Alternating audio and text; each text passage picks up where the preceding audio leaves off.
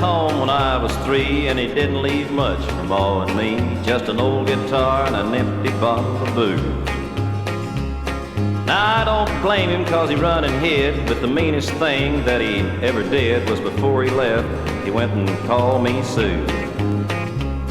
Well, he must have thought that it was quite a joke, 'cause he got a lot of laughs from a lot of folks, and it seemed I had to fight my whole life through. Some gal would giggle and I'd get red, and some guy'd laugh and I'd bust his head. And I tell you boys, it ain't easy for a boy named Sue.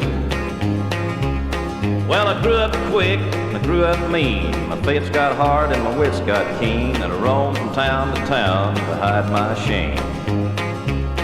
But I made me a vow to the moon and stars that I'd search the honky-tonks and bars, and I'd kill that man that give me this awful name.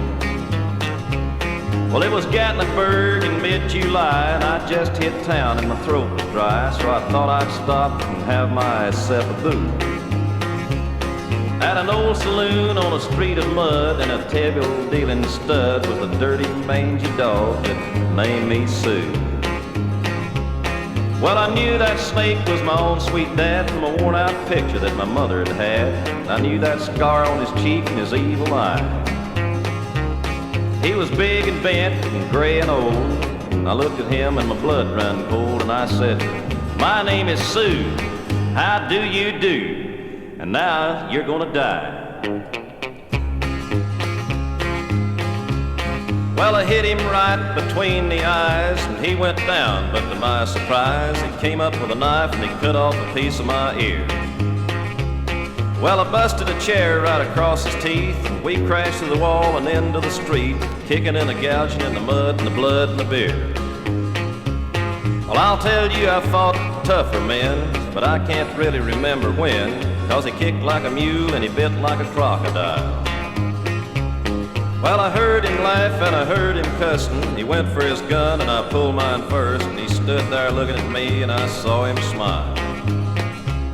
He said, "Son, this world is rough, and if a man's gonna make it, he's gotta be tough." And I knew I wouldn't be there to help you along. So I give you that name and I said goodbye, and I knew you'd have to get tough or die, and it's that name that helped to make you strong.